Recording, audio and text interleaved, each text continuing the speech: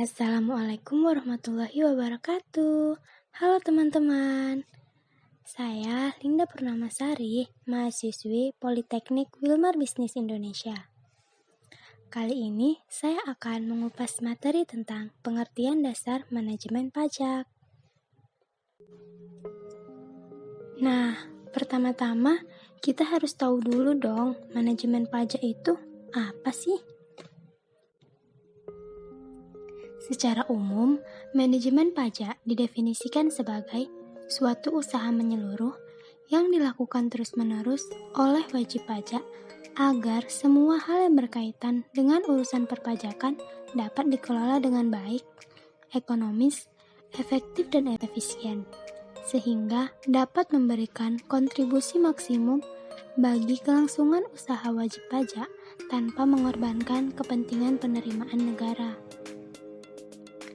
Tujuan akhir yang ingin dicapai dari manajemen pajak adalah optimalisasi dan atau minimalisasi beban pajak yang dapat dicapai tidak hanya dengan melakukan suatu perencanaan yang matang, melainkan juga harus melewati tahap pengorganisasian, pelaksanaan, dan pengawasan yang baik dan terkendali. Tujuan dari dilakukannya manajemen pajak adalah untuk melaksanakan kewajiban perpajakan dengan benar dan minimalisasi beban pajak untuk maksimalisasi net profit after tax. Manajemen pajak tidak dimaksudkan untuk mengelak dari kewajiban perpajakan melalui cara-cara yang melanggar aturan perpajakan. Meski demikian, dalam praktik sulit dibedakan antara cara-cara yang tidak dan yang melanggar aturan perpajakan. Salah satunya karena banyaknya ketentuan perpajakan yang multitafsir atau dapat diinterpretasikan berbeda-beda. Tax manajemen yang baik harus memenuhi 3 persyaratan utama, yaitu tidak melanggar atau bertentangan dengan ketentuan atau peraturan yang berlaku. Yang kedua, secara bisnis masuk akal. Karena tax management merupakan bagian yang tidak terpisahkan dari corporate global strategy. Dan yang terakhir, didukung oleh bukti-bukti yang memadai, baik dari segi pencatatan akuntansi keuangannya, maupun segi hukum atau perjanjian perikatannya. Misalnya seperti buku tagihan, kontrak atau perjanjian, dan dokumentasi pendukung lainnya. Perencanaan pajak atau tax planning. Tax planning merupakan langkah awal yang menjadi bagian kritikal dari keseluruhan manajemen pajak yang lebih besar. Perencanaan yang baik juga mensyaratkan adanya pengendalian terhadap pemenuhan semua kewajiban perpajakan agar risiko perpajakan karena adanya kesalahan pengurusan dapat dihindari, sehingga tax saving dapat tercapai. Tax planning merupakan tahap awal untuk melakukan analisis secara sistematis berbagai alternatif perlakuan perpajakan dengan tujuan untuk mencapai pemenuhan kewajiban perpajakan yang optimum. Setelah tax planning dilakukan, maka tahapan berikutnya adalah melaksanakan fungsi pengorganisasian, pelaksanaan dan pengendalian perpajakan. Secara konseptual, perencanaan pajak meliputi baik pengulangan pajak secara permanen maupun kemungkinan penangguhannya. Penghematan pajak dapat diperoleh dari perencanaan pajak yang melibatkan beberapa konsep seperti pemanfaatan pengecualian pajak, pengurangan tarif pajak menyeluruh, maksimalisasi pengurangan penghasilan, percepatan pengeluaran, penundaan objek pajak, strukturisasi transaksi kena pajak menjadi tidak kena pajak, dan sebagainya.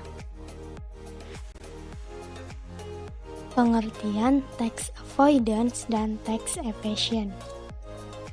Menurut Fuad Bawazir dalam makalahnya, manajemen pajak yang bertujuan untuk meminimalisir atau menganulir beban pajak secara umum dapat ditempuh melalui cara Penghindaran pajak atau tax avoidance dan penyelundupan pajak atau tax evasion.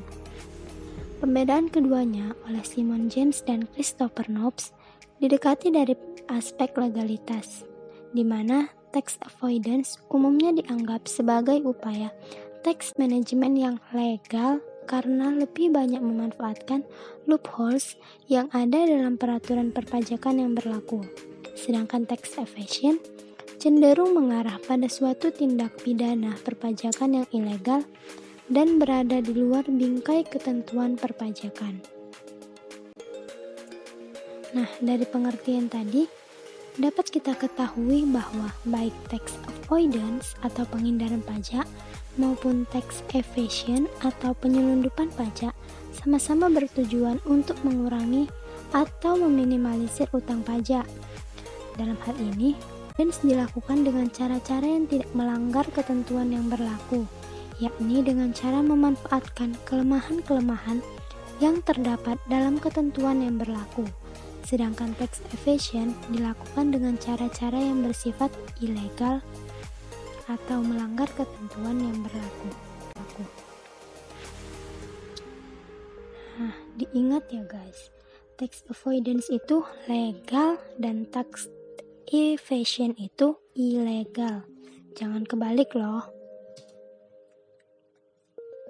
Penghindaran pajak dapat dilakukan dengan 3 cara yang menahan diri, yaitu wajib pajak tidak melakukan sesuatu bisa dikenai pajak. Cara yang kedua yaitu pindah lokasi, yaitu memindahkan lokasi usaha atau domisili yang tarif pajaknya lebih tinggi ke lokasi yang tarif pajaknya lebih rendah. Dan cara yang terakhir yaitu penghindaran pajak secara yuridis. Perbuatan ini dilakukan dengan cara sedemikian rupa sehingga perbuatan-perbuatan yang dilakukan tidak terkena pajak. Biasanya, ini dilakukan dengan memanfaatkan kekosongan atau ketidakjelasan undang-undang atau disebut dengan loopholes. Nah, tadi kan dikatakan bahwa tax avoidance itu legal dan tax evasion itu ilegal. Jadi, apakah tax avoidance itu melanggar etika? Nah, jawabannya yaitu hampir semua teori etika mengatakan bahwa tax avoidance adalah melanggar etika. Tapi untuk tax evasion, teori egoisme menyatakan bahwa hal tersebut bukan pelanggaran etika. Penasaran nggak? Nah, kalau penasaran, boleh baca jurnal dengan judul Tax Planning, Tax Avoidance, dan Tax Evasion, dilihat dari teori etika yang ditulis oleh Sri Hutami. Yang terakhir, kita akan membahas tentang kebijakan anti-tax avoidance. Dalam upaya menanggapi praktik-praktik penghindaran pajak, khususnya yang dilakukan oleh perusahaan multinasional, pada umumnya suatu negara menerbitkan ketentuan pencegahan penghindaran pajak yang bersifat khusus atau Specific Anti-Avoidance Rule atau SAAR yang diatur dalam undang-undang domestiknya seperti Control Foreign Company, Arm's Length Rule, Advance Pricing Agreement, dan Debt to Equity Ratio. Dalam praktik di beberapa negara, Specific Anti-Avoidance Rule efektif dalam upaya menangkal praktik-praktik penghindaran pajak dan memberikan kepastian wajib pajak. Selain ketentuan yang bersifat khusus tersebut, di banyak negara juga diterbitkan ketentuan pencegahan penghindaran pajak yang bersifat umum atau General Anti-Avoidance Rule (GAAR). Tujuan dibuatnya ketentuan pencegahan penghindaran pajak yang bersifat umum ini adalah untuk mengantisipasi praktik penghindaran pajak yang belum diatur dalam ketentuan yang bersifat khusus atau untuk melawan tindakan tax avoidance yang pada saat dibuatnya peraturan dan belum dikenal. Hal tersebut dilakukan dengan alasan terdapat kecenderungan praktik penghindaran pajak dari tahun ke tahun semakin canggih dan sulit untuk dideteksi, serta ditangkal hanya dengan mengandalkan specific anti-avoidance rule.